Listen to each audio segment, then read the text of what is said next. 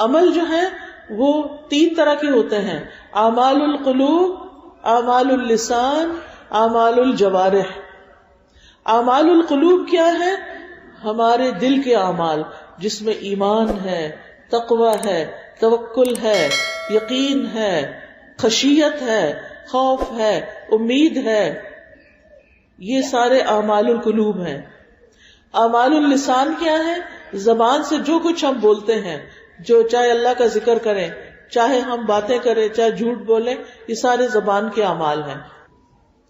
اور پھر جوارح کے، جیسے نماز ہے، یہ کسی کی خدمت ہے، یہ اعمال یعنی جیسے کھانا پکا رہے ہیں، کوئی چیز لا رہے ہیں، لکھ رہے ہیں، پڑھ رہے ہیں، یہ سارے جوارح کے اعمال ہیں۔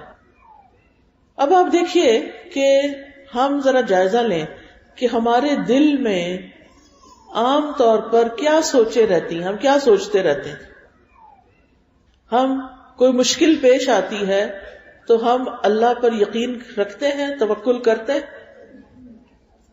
یا ہم چیخ پکار شروع کر دیتے ہیں۔ جو شخص مصیبت پر صبر نہ کرے اور نعمت ملنے پہ شکر نہ کرے، وہ کیسا انسان ہے؟ کیا وہ دین پر ہے؟ کیونکہ ہمارا دین تو ہمیں یہ سکھاتا ہے، نبی صلی اللہ علیہ وسلم نے فرمایا کہ عجباً لامر المؤمن، مومن کا حال بھی بڑا عجیب ہے، اور یہ چیز مومن کے سوا کسی کو نصیب نہیں۔ یہ مومن کی علامت ہے کیا؟ کہ جب اسے تکلیف آتی ہے تو وہ صبر کرتا ہے، اور جب اس کو خوشی ملتی ہے تو وہ شکر کرتا ہے۔ ہمارا ایمان پھر کیسا ایمان ہے کہ جو تکلیف پہ صبر نہ کرے اور خوشی میں شکر نہ کرے۔ خوشی میں ہم آپے سے باہر ہو جاتے ہیں، اور تکلیف کے وقت ہم کیا کرتے ہیں؟ واویلا شروع کر دیتے ہیں، رونا دھونا شروع کر دیتے ہیں۔ رونے میں منع نہیں ہے، لیکن چیخ پکار کے رونا منع ہے، اللہ سبحانہ وتعالیٰ سے ناراض ہونا منع ہے۔ تو بہرحال دنیا کی زندگی کیا ہے؟ ایک امتحان ہے۔ یہاں ہم میں سے ہر ایک کا امتحان ہو رہا ہے، ٹیسٹ ہو رہا ہے، ایکم احسن عملا، کہ تم میں سے سب سے اچھے عمل کس کے ہیں، کون اپنے دل کو اچھا رکھتا ہے، کون اپنے دل میں اللہ کو یاد کرتا رہتا ہے، کون اپنے دل میں آخرت کی فکر رکھتا ہے، کون اپنے دل میں مومنوں کی خیر خواہی رکھتا ہے، کون اپنے دل میں اللہ سے محبت رکھتا ہے، کون اپنے دل میں اللہ سے ڈرتا ہے۔ یہ ہم اپنے دل کا جائزہ لیتے رہیں، ہم اپنی زبان کا جائزہ لیتے رہیں کہ ہم بول کیا رہے ہیں، ہم اپنے چلنے پھرنے اٹھنے بیٹھنے کا جائزہ لیتے رہیں، کس کام میں بھاگ دوڑ کر رہے ہیں، کیونکہ یہ سب کچھ لکھا جا رہا ہے، یہ سب کچھ تیار ہو رہا ہے، اعمال نامہ تیار ہو رہا ہے۔ اور پھر اعمال نامہ ہر روز ہمارے پاس جو کرامن کاتبین ہیں دائیں اور بائیں، جو اچھے کام کرتے ہیں وہ دائیں طرف والا فرشتہ لکھتا ہے، جو برے کام کرتے ہیں وہ بائیں طرف والا فرشتہ لکھتا ہے۔ اور ہر روز عصر اور فجر کی نماز میں ان فرشتوں کی ڈیوٹی چینج ہوتی ہے۔ دن والے فرشتے عصر کے وقت واپس چلے جاتے ہیں، اور رات والے فرشتے ڈیوٹی سنبھال لیتے ہیں، اور رات والے فجر کی نماز میں جاتے ہیں۔ جب یہ فرشتے واپس جاتے ہیں تو اللہ تعالیٰ ان سے پوچھتے ہیں کہ تم جب گئے تھے تو میرے بندے کیا کر رہے تھے، جب آئے ہو تو کیا کر رہے تھے۔ جو نیک لوگ ہوتے ہیں ان کے بارے میں بتاتے ہیں، جب ہم گئے تھے تو وہ فجر پڑھ رہے تھے، جب ہم آئے ہیں تو عصر پڑھ رہے تھے۔ اور باقی لوگوں کے بارے میں کیا بتاتے ہیں؟ جب ہم گئے تھے تو وہ سو رہے تھے، جب ہم آئے ہیں تو وہ سو رہے تھے۔ کچھ لوگوں نے سونے کو مشغلہ بنایا ہوا ہے، وہ فجر کے وقت بھی سوتے ہیں، وہ عصر کے وقت بھی سوتے ہیں، اور جماعت سے نماز نہیں پڑھتے۔ مردوں کے لیے جماعت کی نماز ہے، اس میں وہ فرشتے حاضر ہوتے ہیں۔ ان قرآن الفجر کان مشہودا، اس آیت کی تفسیر میں علماء کہتے ہیں کہ اس سے مراد فجر کی نماز ہے جس میں فرشتے حاضر ہوتے ہیں، اور پھر جو کرامن کاتبین ہیں وہ اپنی ڈیوٹی سنبھال لیتے ہیں۔ اب جو لوگ صبح اٹھتے ہی نہیں، فجر کی نماز پڑھتے ہی نہیں، تو اب آپ بتائیے ان کے فرشتے کیا گواہی دیں گے قیامت کے دن ان کے حق میں کہ انہوں نے کوئی نماز نہیں پڑھی۔ کیونکہ جب قبر سے نکلے گا نا انسان، سورۃ قاف پڑھ کے دیکھیے، وَجَاءَتْ كُلُّ نَفْسٍ مَعَهَا سَائِقٌ وَشَهِيدٌ، جس کو یاد ہے سورۃ قاف اس کو پتا ہے میں نے کیا پڑھا ہے۔ ہر نفس اس طرح اٹھ کے آئے گا قبر سے کہ اس کے ساتھ ایک سائق ہوگا اس کو جو چلا رہا ہوگا اور ایک شہید گواہ ہوگا. یہ کون ہے؟ اس کے بارے میں ایک رائے یہ ہے کہ یہ وہی فرشتے ہیں جو اعمال نامے لکھتے تھے. اب وہ پکڑ کے لے جائیں گے آگے حشر کی طرف اور گواہی بھی دیں گے. سونے والوں کے حق میں گواہی دیں گے کہ خلاف. اور جو فجر کی نماز میں سویا رہتا ہے اس کے بارے میں ایک حدیث ہے، صحیح بخاری میں آتی ہے، صحیح حدیث ہے، وہ بڑی ڈرنے والی حدیث ہے. وہ کیا ہے کہ نبی صلی اللہ علیہ وسلم کے پاس 2 فرشتے آئے، وہ ان کو اٹھا کے کہیں لے گئے. آگے جا کے دیکھا تو ایک شخص لیٹا ہوا ہے اور اس کے سر کے پاس ایک شخص بھاری پتھر اٹھا کے کھڑا ہے. وہ جو کھڑا ہے وہ لیٹے ہوئے شخص کے سر پہ پتھر مارتا ہے، اس کا سر کچلا جاتا ہے اور پتھر دور جا گرتا ہے.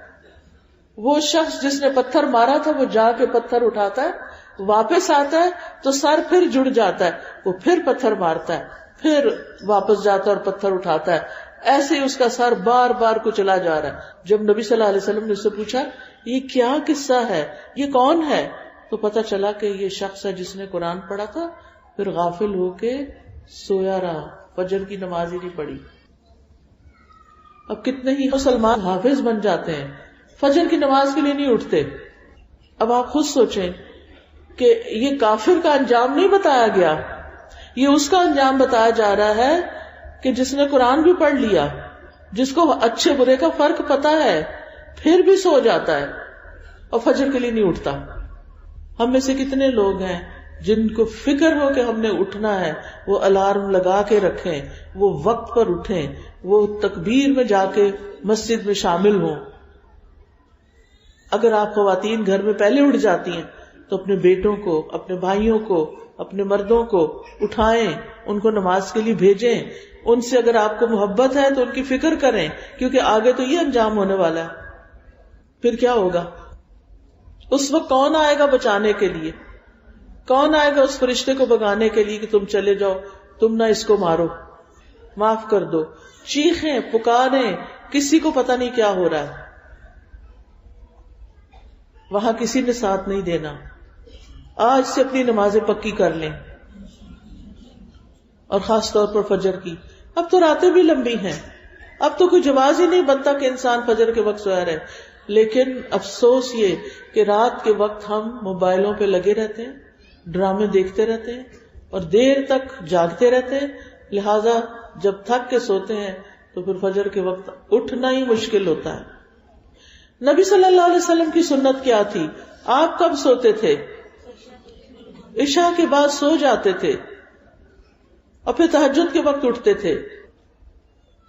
چلے آپ تہجد پڑھیں تو بہت اچھی بات ہے، لیکن اگر قیام اللیل نہیں تو کم از کم فجر تو وقت پہ پڑھیں. اور بچوں کو بھی ساتھ ہی عادت ڈالیں. ہم کہتے ہیں ہائے بیچارہ سو رہا ہے، ابھی اسکول جانا ہو تو ہم نے کبھی نہیں کہا کہ سو رہا ہے. وہ تو اس کا اسکول میں سو جائے گا، پھر اس کے نمبر اچھے نہیں آئیں گے، پھر اس کو میڈیکل کالج میں داخلہ نہیں ملے گا، پھر وہ ڈاکٹر نہیں بنے گا، پھر اس کی بڑی سی گاڑی نہیں ہوگی، پھر اس کو بڑا سا گھر کہاں سے ملے گا. دنیا دنیا دنیا.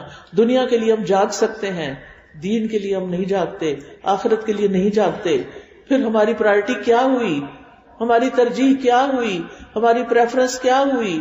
صرف دنیا ہی تو ہوئی، آخرت تو نہ ہوئی.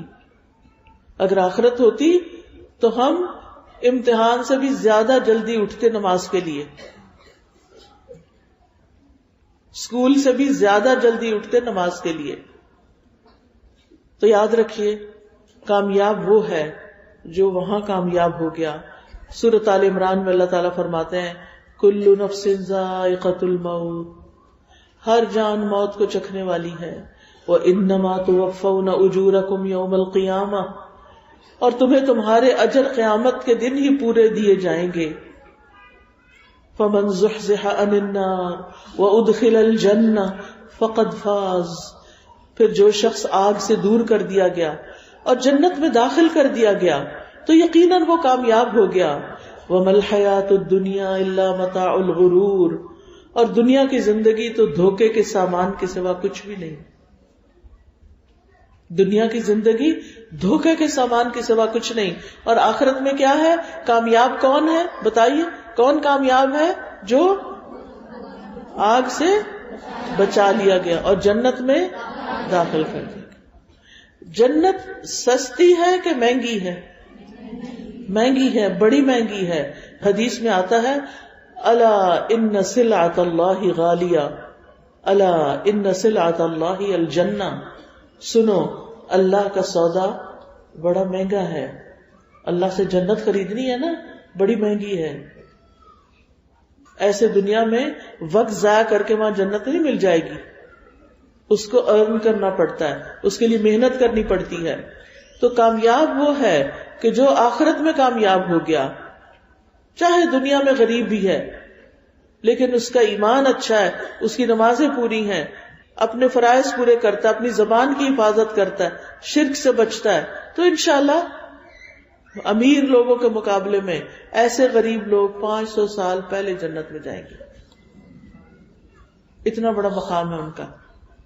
کبھی یہ نہ سوچا کرے اللہ نے ہمیں کیا دیا ہے کہ ہم نمازیں پڑھیں، اس نے بھی تو ہمیں کچھ نہیں دیا، ہم کیوں نماز پڑھیں؟ اتنی دعائیں کی تھی اللہ بیٹا دے دے، اللہ نے بیٹا نہیں دیا، اب ہم نہیں نماز پڑھتے. اللہ سے ضد لگا رہے ہیں. اللہ کا کیا نقصان ہے؟ اگر آپ نے نماز نہیں پڑھی تو اللہ تعالیٰ کا کچھ نقصان ہے؟ کوئی نقصان نہیں. نہ پڑھے، سزا کون بھگتے گا؟ جو نافرمانی کرے گا. تو اس لیے گناہوں سے بچنا ضروری ہے، اور جس کو گناہوں سے معافی مل گئی وہی کامیاب ہے. ہر کام اللہ کی رضا کے لیے کرنے کی کوشش کریں. اللہ کی رضا مندی ملنا ہی اصل میں کامیابی ہے.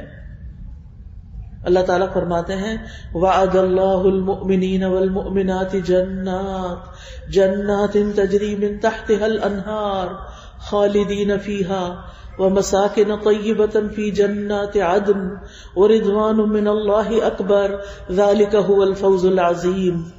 اللہ نے مومن مردوں اور مومن عورتوں سے ایسے باغوں کا وعدہ کر رکھا ہے جن میں نہریں جاری ہیں، ان میں وہ ہمیشہ رہیں گے، اور ہمیشگی کے باغات میں پاکیزہ قیام گاہوں کا بھی وعدہ کر رکھا ہے، اور اللہ کی رضا تو ان سب نعمتوں سے بڑھ کر ہوگی. یہی بہت بڑی کامیابی ہے. کیا ہے سب سے بڑی کامیابی؟ اللہ کا راضی ہونا. اور یہ کام ہم نے کہاں کرنے ہیں؟ اس دنیا میں کرنے ہیں، آج سے کرنے ہیں. ہر کام اللہ کی خوشی کے لیے کرنا ہے، دکھاوے کے لیے نہیں کرنا. آخرت کی طرف دوڑ لگانی ہے، آخرت کی فکر کرنی ہے. اب میں آپ کو چند نام بتاؤں گی جو آپ نے کرنے ہیں تو انشاءاللہ آخرت کی کامیابی ملے گی. ان میں سب سے پہلی چیز توحید، اللہ کو ایک ماننا، ہر کام اللہ کے لیے کرنا، خالص توحید اختیار کرنا جس میں کوئی شرک نہ ہو. نبی صلی اللہ علیہ وسلم نے فرمایا جو شخص اللہ کا چہرہ چاہنے کے لیے لا الہ الا اللہ کا اقرار کرے اور اسی پر اس کا اختتام ہو، آخری بات بھی لا الہ الا اللہ ہو، تو ایسا شخص جنت میں داخل ہوگا. کہ اللہ تیرے سوا کوئی الہ نہیں، کوئی معبود نہیں، ہم کسی اور کی عبادت نہیں کرتے، ہم کسی اور کے لیے عبادت نہیں کرتے. ایاک نعبد و ایاک نستعین، عبادت بھی تیری کرتے ہیں، دعا بھی تجھی سے مانگتے ہیں، کسی اور سے دعا نہیں مانگتے، کسی اور کے در پہ نہیں جاتے. ہم کسی قبر پہ نہیں جاتے کہ قبر والے سے کہیں کہ تم ہمارا یہ کام کر دو. ہم کسی انسان کے پاس نہیں جاتے، ہم اللہ کے پاس جاتے ہیں. ہم بتوں کی پوجا نہیں کرتے، ہم صرف ایک اللہ کی عبادت کرتے ہیں. تو جو شخص اللہ کو ایک مانے اور اسی پہ اس کا خاتمہ ہو اور ساری چیزیں اللہ کے لیے کرے تو ایسا شخص کامیاب ہے. لہذا پہلی چیز ہے توحید. دوسری ہے رسول اللہ صلی اللہ علیہ وسلم کی سنت کی پیروی. قرآن مجید میں آتا ہے وَمَن يُطِعِ اللَّهَ وَرَسُولَهُ وَيَخْشَ اللَّهَ وَيَتَّقْهِ فَأُولَئِكَ هُمُ الْفَائِزُونَ. جو شخص اللہ اور اس کے رسول کی اطاعت کرے اور اللہ سے ڈرے اور اس سے بچے تو یہی لوگ دراصل کامیاب ہونے والے ہیں. سورۃ الاحزاب میں آتا ہے وَمَن يُطِعِ اللَّهَ وَرَسُولَهُ فَقَدْ فَازَ فَوْزًا عَظِيمًا، اور جو اللہ اور اس کے رسول کی فرما برداری کرے تو یقیناً اس نے بہت بڑی کامیابی حاصل کر لی. تو کامیابی کس میں ہے؟ اللہ کی اطاعت میں، اور کس کی؟ رسول اللہ صلی اللہ علیہ وسلم کی اطاعت میں. زہری بیان کرتے ہیں کہ جو علماء گزر چکے وہ کہا کرتے تھے سنت کو مضبوطی سے تھام رکھنے میں ہی نجات ہے، علم کو بڑی تیزی سے قبض کر لیا جائے گا، بس علم کی ترقی دین و دنیا کا قیام ہے، اور علم کا اڑ جانا ان سب کا جانا ہے. پھر یاد رکھیے جو لوگ سنت کی پیروی کریں گے ان کے چہرے قیامت کے دن روشن ہوں گے. اللہ کی محبت بھی کس سے حاصل ہوتی ہے؟ رسول اللہ صلی اللہ علیہ وسلم کے اتباع سے. اللہ تعالیٰ فرماتے ہیں قل ان کنتم تحبون اللہ فاتبعونی یحببکم اللہ ویغفر لکم ذنوبکم، کہہ دیجئے اگر تم اللہ سے محبت کرتے ہو تو کیا کرو؟ فاتبعونی، میرا اتباع کرو. تمہیں کیا ملے گا اس سے؟ یحببکم اللہ، تم سے اللہ محبت کرے گا.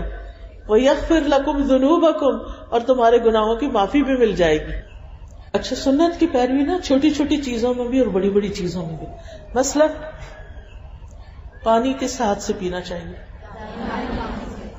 پھر ہم ایسے کیوں پیتے ہیں کہ بائیں ہاتھ میں گلاس لے کے یہاں ایک انگلی رکھ لیتے ہیں اور ہم سمجھتے ہیں ہم دائیں ہاتھ سے پی رہے ہیں. یہ دائیں ہاتھ سے پینا ہے یا بائیں ہاتھ سے؟ یہ بائیں ہاتھ سے پینا ہے. اب جو شخص صرف گلاس بچانے کے لیے کہ ہاتھ میں گھی لگا ہوا گلاس کو لگ جائے، گلاس نے تو ان اینی کیس دھویا ہی جانا ہے. یا آپ پانی پی کے ایسے ہی گلاس چھوڑ دیتے ہیں، دھوتے کوئی نہیں. دھوتے ہیں گلاس؟ پھر کیا مشکل ہے کہ تھوڑا سا گلاس گندا بھی ہو جائے. اگر آپ کو بہت ہی صفائی پسند ہے تو ایک ٹیشو لے کے اس سے گلاس پکڑ لیں. لیکن پانی کس سے پیے؟ پانی پینے سے پہلے کیا کرنا چاہیے؟ بسم اللہ. ساری بسم اللہ الرحمن الرحیم تک نہیں پڑھا جاتا، صرف بسم اللہ. پینے کے بعد کیا کرنا چاہیے؟ الحمدللہ. آپ کو پتا ہے اس کا کتنا ثواب ہے؟ حدیث میں آتا ہے جو شخص ایک گھونٹ پانی پی کر بھی الحمدللہ کہتا ہے اللہ اس سے راضی ہو جاتا ہے. ہم سمجھتے ہیں اللہ کو راضی کرنا بڑا مشکل کام. نہیں، اللہ بندوں کی طرح نہیں ہے کہ جو راضی ہو کے ہی نہیں دیتے. وہ تو اتنے سے عمل کی بھی قدردانی کرتا ہے کہ بندے نے شکر ادا کر دیا کہ اللہ نے اس کو پانی دیا. جوتا پہننا ہو تو کس طرح پہنتے ہیں؟ دائیں پاؤں سے پہلے. اتارنا ہو تو کیسے اتارتے ہیں؟ بائیں سے. یس. ہمیں پتا ہے تو پھر ہم کرتے کیوں نہیں؟ بہت سے لوگوں کو علم ہے، عمل کوئی نہیں کرتے. کیوں؟ وہ اس کو آسان لے، کوئی بات، پھر کیا ہوا، اس سے کیا فرق پڑتا ہے؟ اس سے فرق پڑتا ہے. ہم سے کیا تقاضا ہے؟ اطاعت کا. جو کہا گیا مان جاؤ. اور صرف اطاعت کا نہیں، جو نبی صلی اللہ علیہ وسلم کرتے تھے ویسے ہی دیکھ کے کرو گی. یہ چھوٹی چھوٹی چیزیں ہیں.